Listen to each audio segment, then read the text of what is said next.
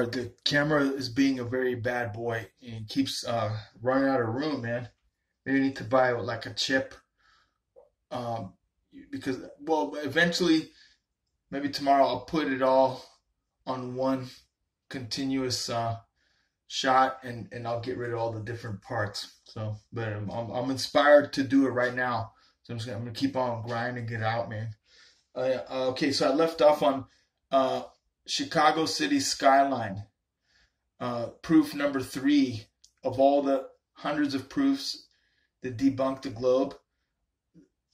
Of all those, there's three basic ones that do it for me. Water is flat. Um, Horizon's always eye level. I broke those down in the other videos, and now I'm hitting.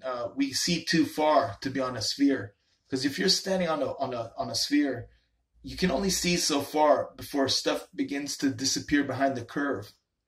But the problem is with a telescope, we can bring those things back into full view with more horizon behind it, more than we should be able to if the objects are truly disappearing behind a curve. But the other side has a rebuttal for that, what I'll get into later. But first I want to explain what happened in Chicago. A guy made a video. Make sure I'm recording it. You know, he shows all of Chicago from the other side of Lake Michigan. Impossible if Earth is a 25,000 mile ball. 8 inches, curving 8 inches per mile times the number of miles squared.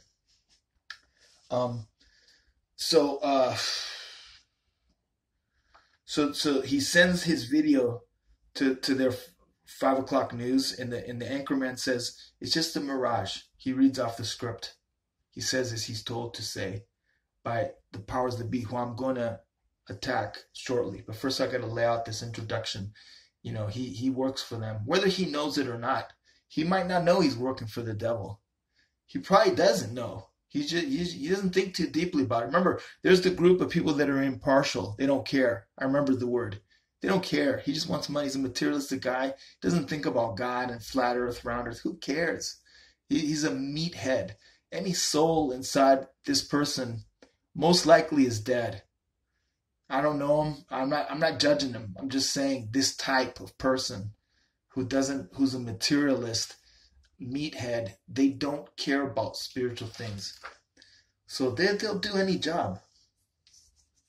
You know, they'll kill somebody for the right amount of money. Because God isn't part of the equation in their mind. I was once with a group of friends, and one of us asked the rest of us, it was like when I was in high school, who here would kill somebody for money? It was like, I don't know, a couple $100,000. Everyone raised their hand. I used to run with a tough crowd, man. You know, always, my buddies, my homies were always the bad boys, man.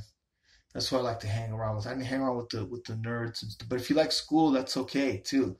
You know, if you know who you are and you have some honor, we could be friends, man. It didn't matter. But in general, my buddies were the bad boys, you know. But they're really bad though, man, because I remember that night the question arose, who here would kill somebody for money? They all raised their hands. I didn't. So I realized if there's something about me is different. Why? What is it? Well, by the grace of God, I put God into the equation because I know I'm going to have to answer for the stuff I've done, even though I was bad. And then when I was a lot younger then, let me tell you, I was no choir boy. I'm still not. There's plenty of stuff I've done, crazy stuff, bad stuff. I've done some time in, you know, locked up like an animal. Yeah. You know, I was born to be bad, you know, but God is transforming me, you know, but because he was always, it's a gift of God to have faith. So we can't take any credit for it. So I can't say I'm better than those guys. Actually, I'm worse when I do bad because I know better. There's a scripture that says the servant who does not know his master's will receives some blows. He gets like a little shot. He might get a shot in the shoulder, like a nice Charlie horse. Bam! Why'd you do that, dummy? You know you shouldn't have did that, but you didn't really know. You know, I didn't tell you. But it says, but the servant who knows his master's will and does not do it, is beaten with many blows. That's the category I'm in. I know my master's will. So when I break it, I'll get a worse beating.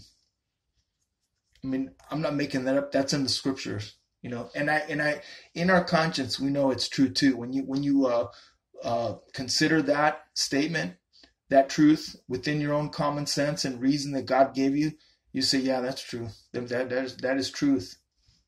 But some people, I don't know, they don't even have that type of reasoning. God is completely out of the equation. But not for me. I just know what it is to be me. I can't really put myself in another person's shoes. But I see their works, and I see their choices and how they live and what they say. I listen to people, how they speak. I know who's with God and who isn't. There's people locked up on death row who have God in their equation, but they were deceived and they chose bad. God will forgive them. Whatever. The devil is very deceptive. He can fool you into committing murder. Well, God will forgive me. He understands.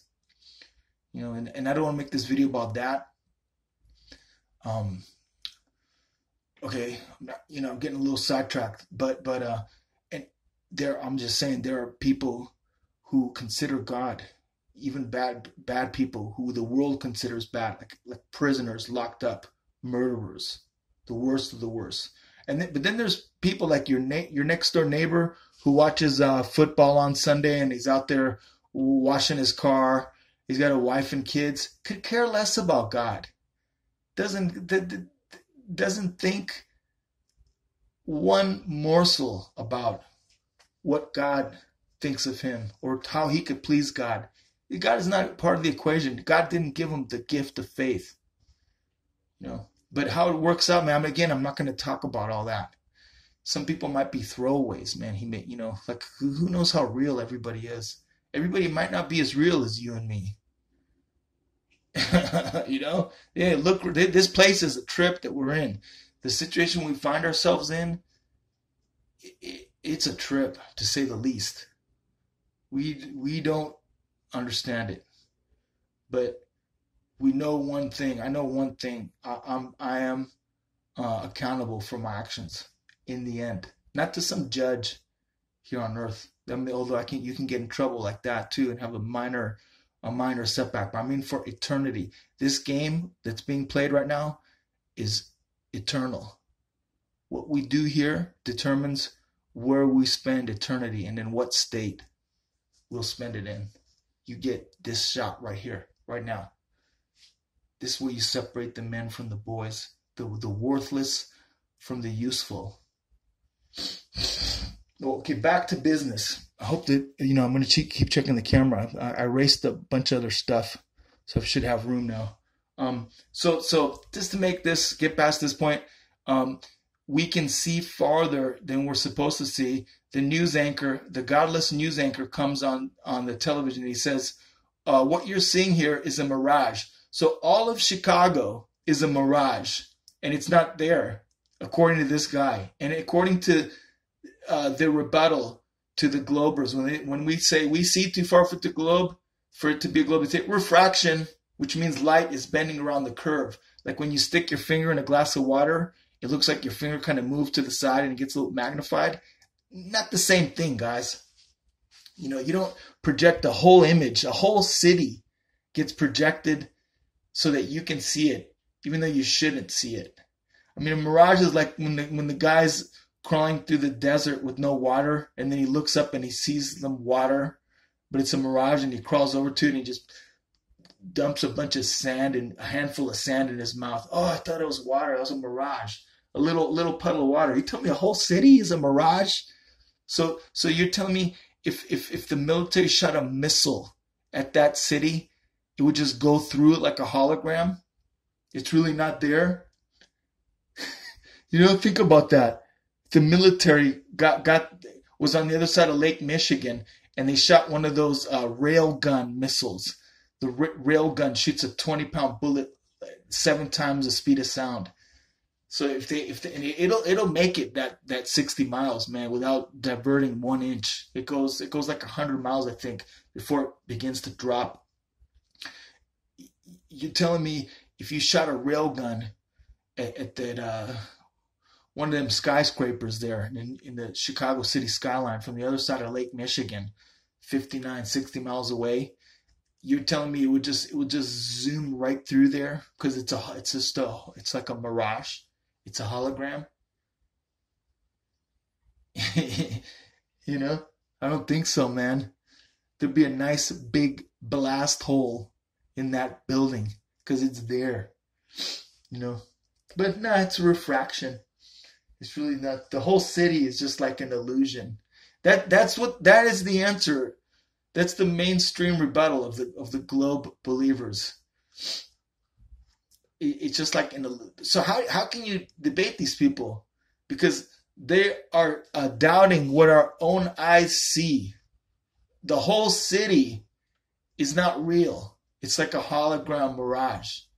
The whole city, all the buildings, everything, it's not even really there. It's not there. Got your head buried in the sand like an ostrich, man. You know, I think we could shoot one of those railgun missiles at those buildings. I'm pretty sure, man. There'd be a nice big hole in your mirage. Say, well, the refraction, the hologram got a hole in it.